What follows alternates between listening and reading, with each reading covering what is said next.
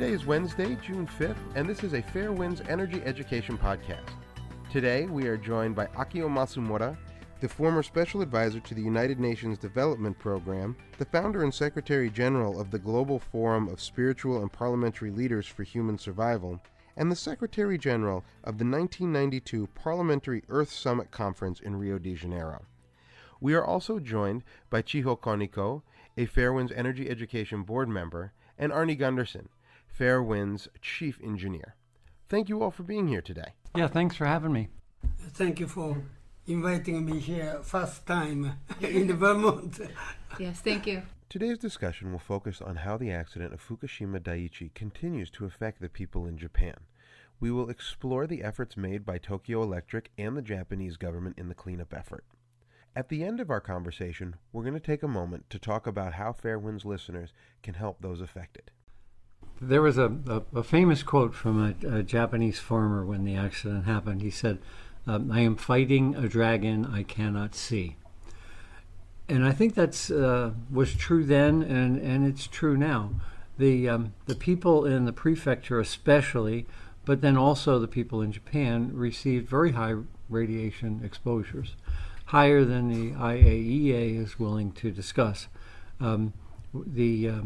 The evidence is clearly in that the accident released 3 times more radiation in the form of noble gases than compared to Chernobyl, and roughly the same amount of cesium as Chernobyl did. So this is a world-class event that has been downplayed by the Japanese government. So you've got a latency period of 5 to 10 years, and in some cases 30 years, for cancers to develop, which gets me back to fighting the dragon you cannot see. These people have been exposed. We've had guests on the program that talk about the taste of radiation and the smell of radiation. In those circumstances, the exposures were extraordinarily high, and you have to assume that there's an increased probability of cancer. So that's where we're at now. People have to go to bed every night wondering if it's going to be them or the person in the house next to them. Well, I'd like to take this opportunity to thanks to Arnie and Maggie for your great contribution to my country, Japan, in Fukushima. And Arnie and Helen Caldicott are two are most well known to Japanese people. Now, because I am a Japanese, I live in abroad 40 years, I'm frustrated by the lack of sense of emergency crisis at Fukushima. That's why I'm making an effort to increase public awareness, and particularly political leaders to understand the situation what Arnie talking about. And I'd like to explain more later. What role are the IAEA and the Japanese government taking in the continuing management of this crisis? Are they acting with enough urgency to protect the people of Japan? Well, number one, actually there are several political reasons. Since I know UN system, IAEA is primarily UN agencies, but primarily they are promoting energy peace for nuclear power plant. But this time accident, it's a different function from IAEA. But overall, political leader Japan and America as well underestimate the situation, what happening at Fukushima now. And this is a huge issue the human being never faced. And also this consequences of this radiation, which affect thousands of years. And how do you take responsible to our thousands of years for descendant? With the IAEA's primary objective being promotion of nuclear power around the world, is it not a conflict of interest to have them also be responsible for measuring the levels of radioactivity after the accident at Fukushima Daiichi? The IAEA does 2 things. The first is weapons proliferation. They go into countries where people have promised not to make bombs to make sure that they are abiding by that promise. 95% of the people who work for IAEA are involved in weapons proliferation. Only 5% are involved in nuclear power. The IAEA's charter number 2, second item on the list, is to promote nuclear power. So while different media groups call it the UN watchdog, in fact, they're the UN lapdog, and they are knowingly chartered by the agencies that fund the UN and the companies behind them to promote nuclear power, not to protect the public. So I think when you hear of an IAEA report out there, you've got to go back to that very fundamental foundation piece, that these guys are promoters and they're not regulators. Does that prioritizing of promotion end up having a negative impact on the public? Arnie, I think. No. Well, first off, the country was devastated by a tsunami that killed 22,000 people. We have our 9/11 in the United States that killed 3,000 people, and they say we have got our 3/11, which killed 7 times more than yours. So that alone is psychologically devastating to a country. Then on top of that, the next day a nuclear plant blew up, and the next day another nuclear plant blew up, and the next day another nuclear plant blew up. The trauma from the earthquake is compounded by the fact that now 160,000 people can't get back to their homes, not because they're destroyed in the tsunami, but because there's so much radiation that they're not allowed back home yet. Think about it. We're now 26 months out, and people cannot go back to the home they used to live in. It's devastating emotionally to the families. On top of that, while they were home, because the Japanese didn't evacuate soon enough, they were exposed to high levels of radiation, and they have to live with the question, am I going to get a cancer in 5 or 10 years? It has to be gnawing at them. Are we not already seeing reports of cysts on the thyroid glands of children throughout the prefecture of Fukushima as well as the rest of Japan? Children already had thyroid cancer removed. And 7 more suspected of having thyroid cancer, just among 38,000 children. So, they are testing more and more children, but the first study already showed that the 3 confirmed cancer. So that's quite alarming.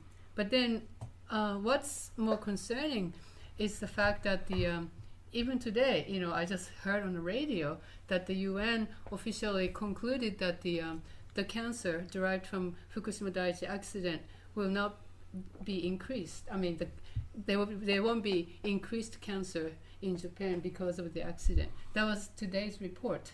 And I think that really compounds the problem, and especially psychologically damaging to people living in the area, because they know people are getting sick. They know they're sick. They know people are dying. And yet the world has written them off, in a sense, that if they get sick, well, don't blame the accident. It's your fault. And that's what bothers me the most.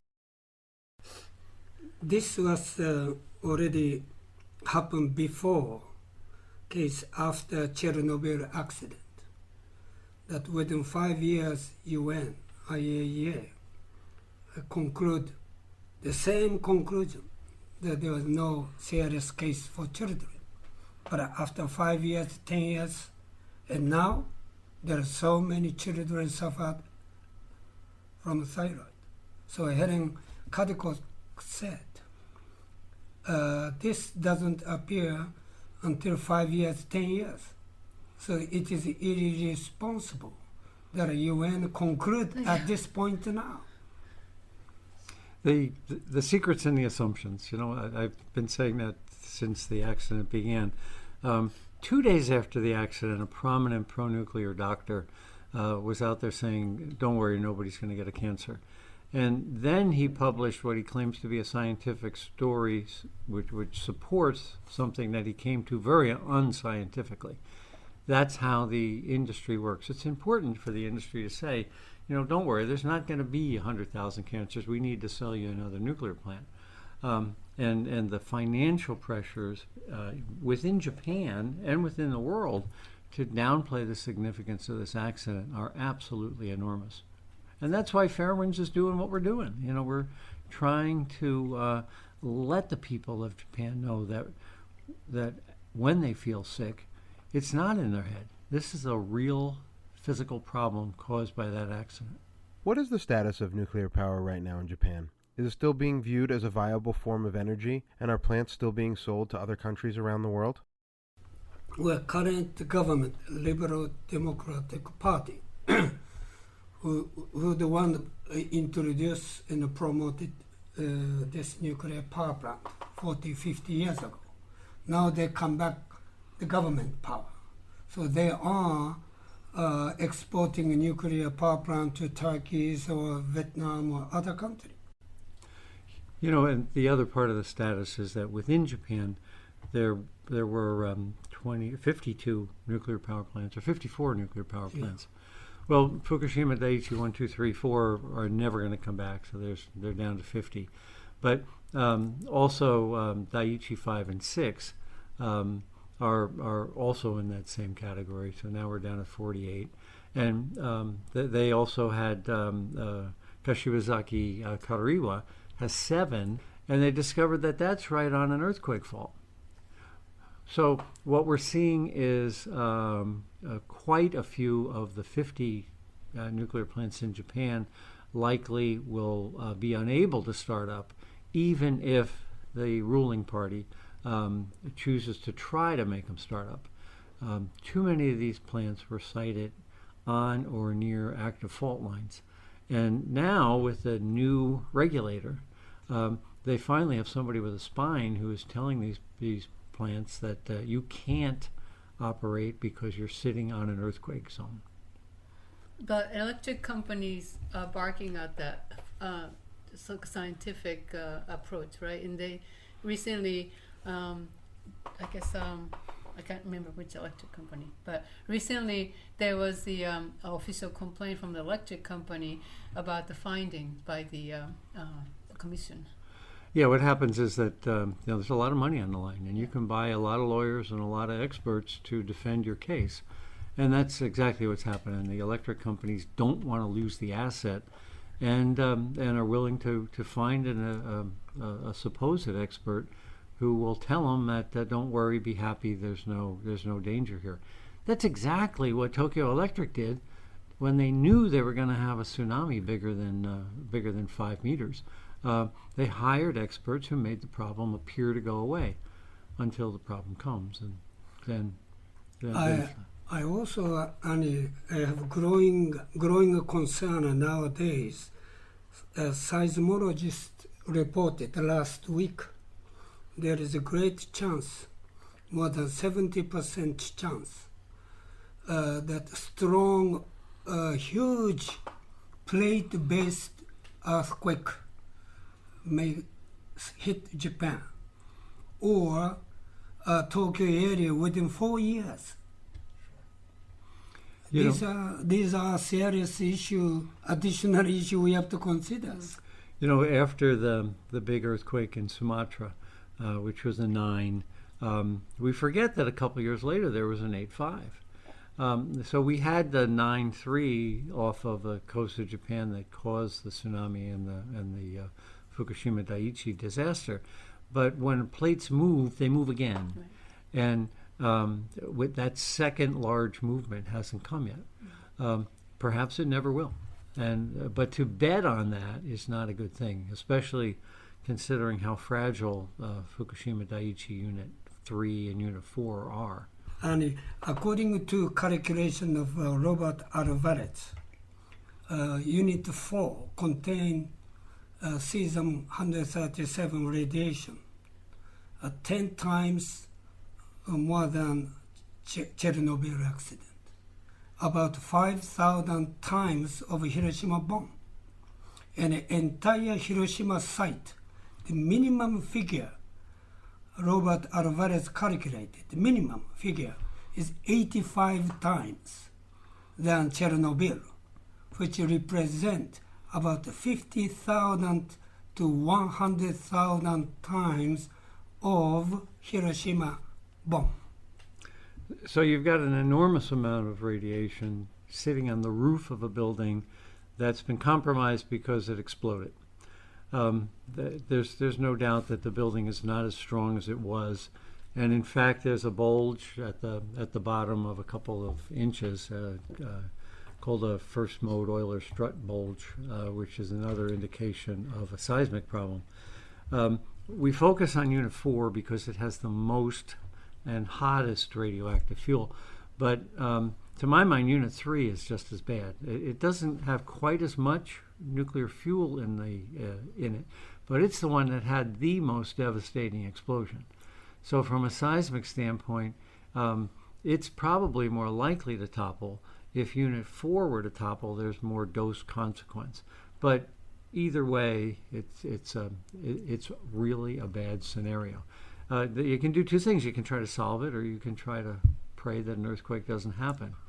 And I think TEPCO's been dragging its feet as far as trying to solve the problem quickly. And also, Arnie, I wanted to ask you about recent report of water, contaminated water.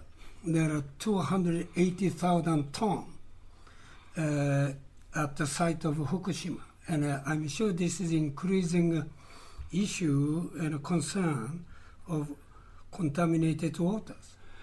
Yeah, there's what happened is that after the earthquake, the entire Fukushima site dropped 1 meter, dropped 3 feet. So in the process, as it drops 3 feet, that increases the water pressure underneath it, and also the foundations were cracked. So you've got groundwater seeping into the building. The groundwater should be uncontaminated, except the containment is not containing. You know, the containment has all of these penetrations for pipes and wires to go through. And there's all sorts of rubber gaskets that prevent the containment from leaking. The radiation exposures and the heat and the explosion were so great that the rubber gaskets have failed. Now, we knew this in 1982. There's a report out that says, watch out for these rubber gaskets on the Mark I design because they're prone to fail. And yet we did nothing about it. So we have a containment that is not containing. And all the radiation in that is now running into the buildings where the groundwater is coming in. So we have highly contaminated water growing at a rate of 400 tons a day. Now the Daiichi site is loaded with tanks. If you look at the Google Earth pictures of the site, it's a tank farm. It's bigger than a refinery as far as the number of tanks they've got there. What really frightens me is twofold. One, they haven't begun to stop the addition of radioactive water. And two, if there is an earthquake, all those tanks are not seismically qualified. They'll all fail, run into the ocean, and the Pacific is a big place, but it's not big enough to handle all that contamination. Well, then, Arnie, in that case, you said it might take 40, 50 years more to contain Fukushima. Then does that mean for another 50 years that we keep this water, contaminated waters, only 2 years now, 280,000 tons. So what happened another 40, 50 years? One of the plans I proposed back, right at the beginning of the accident, was to build a trench around the plant and fill it with zeolite. Zeolite is a great volcanic substance that absorbs cesium really well. So you could basically build a fence around the plant to prevent the radiation from entering the groundwater. I was told by Japanese officials that it's a great idea, but they didn't have the money. And you can't, this is, Akio mentioned at the beginning of this podcast, that there's the pace at which they're attacking the problem is not sufficient. You can't fight a war on a budget, and this is a war. Now the Japanese are talking about freezing the earth, bringing in refrigeration units and freezing the earth underneath the reactor. This would be more expensive than what you had suggested early on in the accident. Is that correct? Yeah, and you have to keep it up. There are examples of freezing the earth. The Leaning Tower of Pisa was leaning a little bit too far, and they were afraid it was going to topple. And so Italian engineers came up with a scheme of freezing the earth, and they pushed it back up a little bit so it wouldn't topple. But a nuclear plant is huge in comparison to the Leaning Tower of Pisa, and you would have to maintain that refrigeration system for 30, 40 years. So it's a very expensive solution to a very serious problem. I have a question to Arnie. People living in Fukushima today, there are many people living in fairly contaminated areas, even though those areas are not classified as evacuation zone. But for instance, city of Koriyama, which has population over, I believe, 300,000, and that's a lot of people. And so somebody that I know from that area, has a Geiger counter, and this person said that the radiation level has gone up actually, and even after 1 year, let's say last fall, maybe radiation level will start to go up again. How do you explain that? Yeah, there's Good question. First off, I don't think people should be living in those radiation fields we're experiencing. A lot of Japanese are allowed to go back into these areas when the exposures are 5 millisieverts, which is 500 millirem, and the limit is 20 millisieverts or 2 rem. Those numbers are comparable to what workers get when they work in a nuclear plant for a year. So we're asking people to assume the risk of the exposure of a nuclear worker, but the nuclear worker takes that risk willingly and he's paid for it. Whereas when somebody is forced to go back into their home, there's no risk-reward benefit here.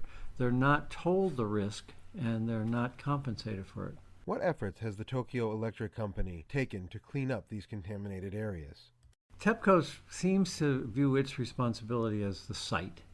And, I said when I was in Japan last fall that TEPCO is an operating company. They operate nuclear plants, but they're not an engineering company. And to expect a company to be able to engineer their way out of a problem like this without the engineering expertise is a real problem. Off-site, the cleanup seems to be under the control of the Japanese government. They're paying contractors. The contractors, Asahi Shimbun, has shown that the contractors are picking up the contamination, either taking it into the woods or dumping it into rivers, as opposed to disposing of it properly. Doesn't that just serve to compound the problem? Yes, it absolutely compounds the problem. The radiation exposures are going up. And what you're seeing is a lot of this stuff is getting revolatilized. It's in the first couple inches of dust. And when the wind blows, it moves into areas that have been previously cleaned. So the net effect is, unless you tackle a broad area all at once, the way the Japanese are doing it is, well, I walk on this path, therefore I'll clean this path. But as soon as they've cleaned it, if they haven't cleaned, hundreds of meters on either side of it, the contamination will come back. It's a phenomena we saw at Chernobyl as well. What happens there, and this will go on for decades, is that as the cesium works its way down into the soil, the roots bring it back up and into the plant structures, and it shows up in the leaves, which then fall on the ground, and the cycle continues. We're seeing that in cedar buds. This year's outcropping of the cedar pollen was highly contaminated with radiation again. So radiation that is trapped in the soil ends up in the buds and then gets revolatilized. So what we're seeing in all of these areas within Fukushima Prefecture is the revolatilization of material that we had that the Japanese hoped would remain stable. That's not a good hope. Based on his history, they should have known it's going to move. But I really don't think they're willing to spend the money to solve it. You know, I've been saying for 2 years now, when I spoke at the press club in February of last year, I said this is a $500 billion problem, and U.S. dollars. And what that means is that, and the Japanese are not accepting that it's a $500 billion problem, because the government wants to sell nuclear plants. And if they all realize they're stuck with a $500 billion in debt, I doubt very much that people would be very willing to fire up another nuclear plant. Wouldn't it be beneficial to have a group of scientists from all different disciplines come together to discuss a plan to clean up the Fukushima Daiichi site? I mentioned many times, and I also wrote a letter to Secretary General Ban Ki-moon, strongly suggest to establish independent international assessment team composed of nuclear scientists, geologists, seismologists, environment, all this together to look at the totality picture, because we are confused by so many scientists saying. That's why I only listen to now Arnie and Helen. So I think, what do you think, Arnie, that idea of independent international assessment team?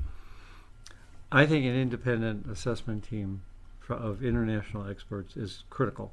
And I understand that the Japanese government does not want that to happen. The truly independent experts I'm talking to are very concerned about the long-term consequences. And the Japanese government just doesn't want that concern to be out there. Well, it is clear that many scientists no longer support nuclear power in Japan. Many still do. Why is that? A newspaper called the Asahi Shimbun ran a story about a month ago now, and the headline was 70% of Japanese scientists still support nuclear power. And I read that and I said, well, that means that 30% of Japanese scientists don't support nuclear power, which is a big number. Well, as you go back into the study that they were referring to, it shows that before the accident, only 13% of Japanese scientists thought nuclear was not safe. And now we're at 30. So we have almost a 250% increase in the number of Japanese scientists that are concerned about nuclear power. And also, Arnie, that I always, whenever I met a political leader in Japan, I'm saying, I'm not talking pro or against nuclear power plant, but I'm drawing their attention to the fact of urgency at Fukushima. And therefore, this situation, of course, we know TEPCO alone cannot solve this issue neither. And they know, TEPCO knows, this is beyond their ability and capacity. Is this why TEPCO refuses to take ownership over the radiation released by the Fukushima Daiichi nuclear plant? Well, technology is so complicated, I think. That's why not only international independent assessment team, after that, we need some wisdom together. TEPCO fine, but Bechtel or other expertise on the issue, water contaminated issue, or we have to bring head together, wisdom together. You know, there is an international precedent on this, and that was 3 Mile Island. The company that owned 3 Mile Island, General Public Utilities, couldn't do it. They could not correct and mitigate the problem. So they brought in a firm, Bechtel, to take over the cleanup. They renounced their responsibility, still continued to support it, but the TMI cleanup couldn't be done by the utility that caused the accident. So we shouldn't be surprised that 4 reactors that are blown up are in the same situation. To expect that TEPCO has the capability of cleaning up the biggest industrial accident in the history of the world is there's a little bit of a stretch of the imagination. So now, I know that we've talked about a couple possible solutions to clean up the mess at Fukushima Daiichi, and I was wondering if we could discuss a few more. If TEPCO is unable to clean up this mess, and the Japanese government is unwilling to support the cleanup effort in the way that it needs to be supported, what can we do? What I proposed when I was in Tokyo last August was that TEPCO should be removed. They just are not competent. And a large engineering company should be put in charge. And there are Japanese firms which are outstanding, and very large, and American firms and European firms that could do it. But I don't think that's enough. I don't think the Japanese people trust any large international organization, just like the UN, to replace TEPCO.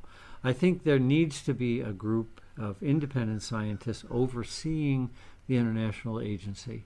And I'm not suggesting IAEA because they're not independent scientists. But a group of Japanese and American and European scientists that the Japanese people trust should be the watchdog over this large engineering company that's actually doing the work. You know, whether you're pro-nuclear or anti-nuclear, it's in everybody's best interest to get this site cleaned up. And Tokyo Electric is not cutting the mustard. And then I think American people should understand, eventually this Fukushima disaster, no question, will affect your North America as well.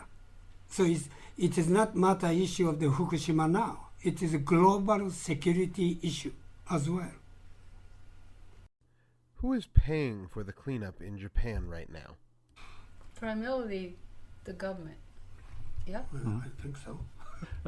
Tokyo Electric, I think there's an expectancy on everybody's part that Tokyo Electric's paying for it, but they're essentially in receivership. I mean, they've been nationalized by the Japanese government, and now the funds. TEPCO lost $7 billion last year, but frankly, that's chump change compared to what the total liability is out there.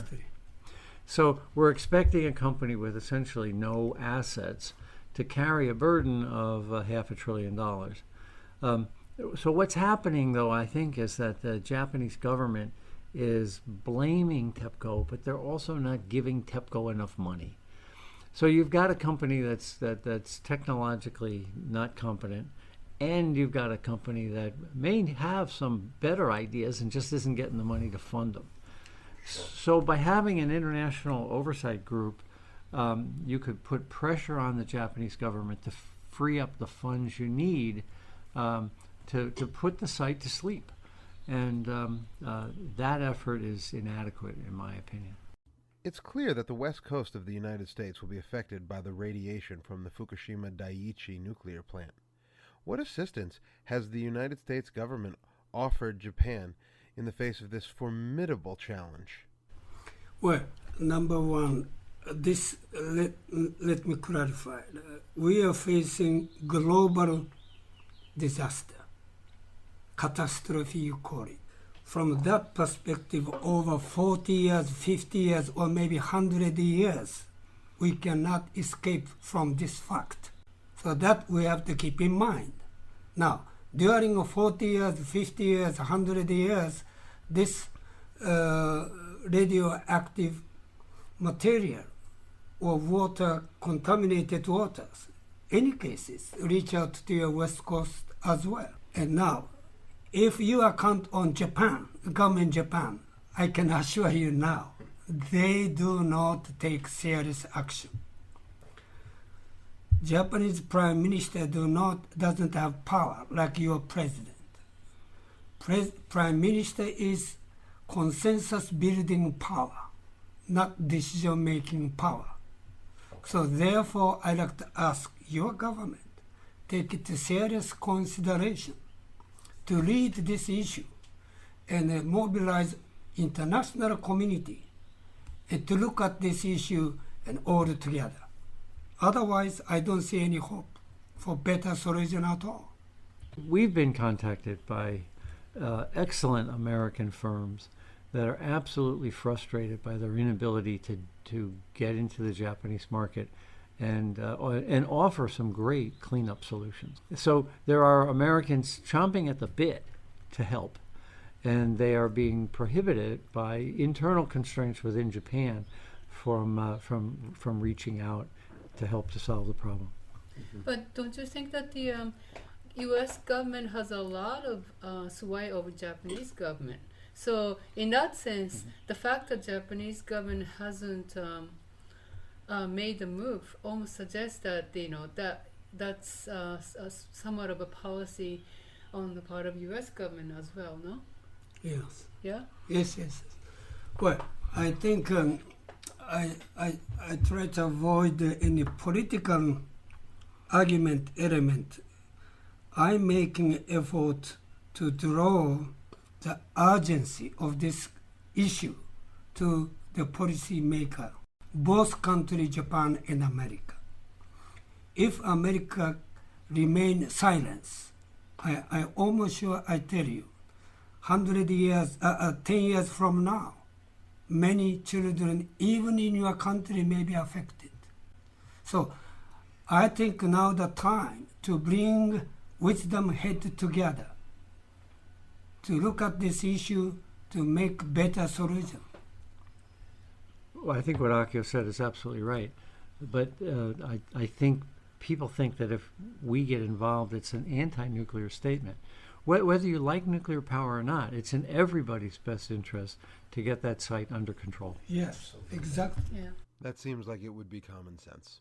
It's exactly. What are the medical and legal ramifications for those who have been displaced and who have become ill since the accident? Chiho, I know you have been to Fukushima recently and met and spoken with many of the residents. Can you tell us a little more about what they are experiencing? So in terms of government help, in terms of money for people to say relocate, I was in an area called Oguni district of Date City, which is in Fukushima. And this particular district was designated as a special sort of a evacuation recommended spot. Or they call it spot, not zone, because household by household got chosen to relocate. And they did get government help to relocate. However, that designation no longer exists. In other words, that whole district is now declassified as a sort of evacuation recommended area. Now that means the funding from the government for people to relocate stopped coming. So that's what I'm really concerned that this expediting this effort to relocate, bring people back to Fukushima, it seems like there is more money put into that effort rather than helping people stay out. So there's so much money in decontamination, scraping, sort of a construction type of work, but then not enough money for just a small assistance for paying rent or anything like that. There's no money. Once the designation is over, you don't get any money. Is that fair?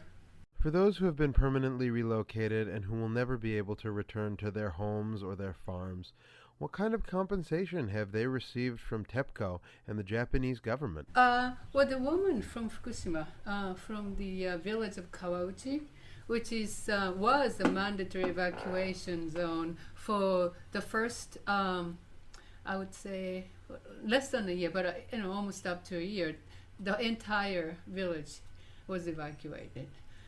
But now, since last year, January 31st, the village was, they declared that the village was not safe for people to go back.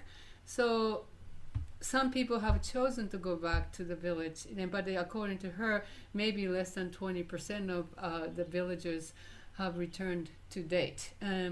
Anyway, so I asked her how much money she has gotten.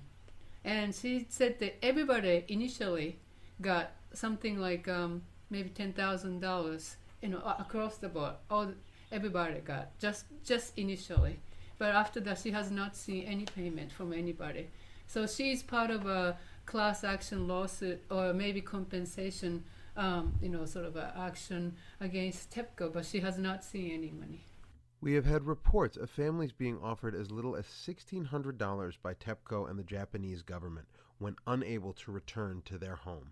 It is tragic when people are offered no more than a month's rent or mortgage to replace their whole lives. Having had to buy new furniture in a new place and all the, moving and stress and the loss of jobs. No, I think I'm frustrated to hearing all this economical issue because actually I mentioned to former Prime Minister Hatoyama last year, this is national crisis. How come we can depend on private sectors? Have to have national crisis total budget, extraordinary budget to prepare, to look at the entire picture. But as Arnie said, they just blame TEPCO. TEPCO complain no budget. I don't see any urgency of national crisis. So they point the finger at each other. Intentionally they are doing.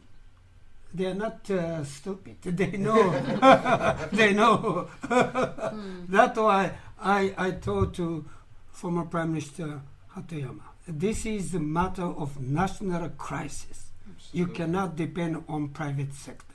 What can our Fairewinds listeners do to help those affected by this tragic accident? This is a serious, sincere question, but very tough question to answer.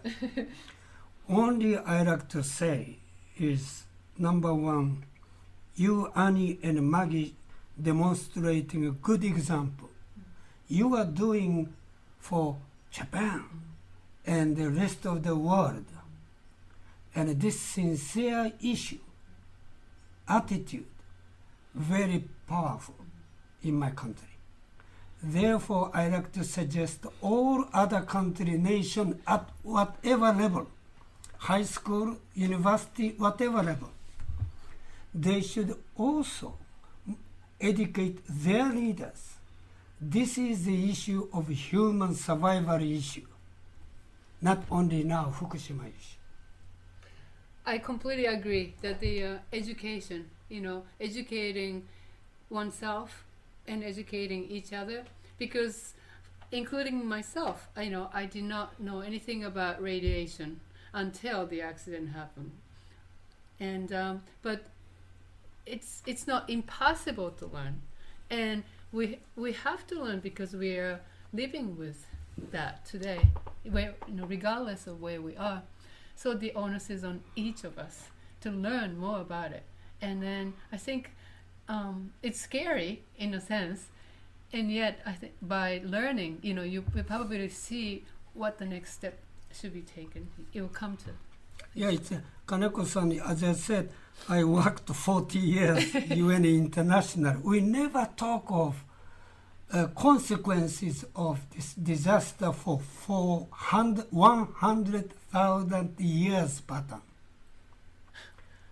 This is open eyes. I didn't know anything about nuclear accident issue until this accident happened.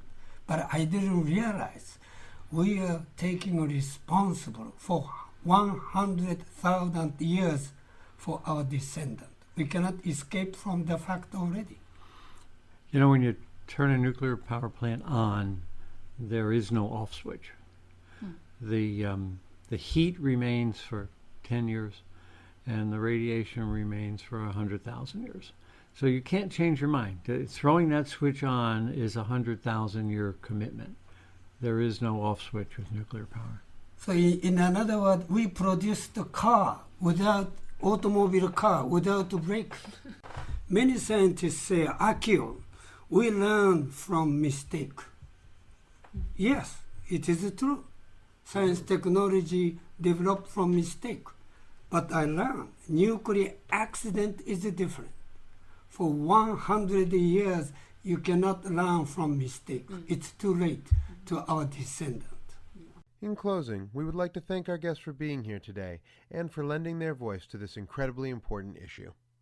Well, thank you for having us. Yeah, thanks for having us. Thank you very much for having us.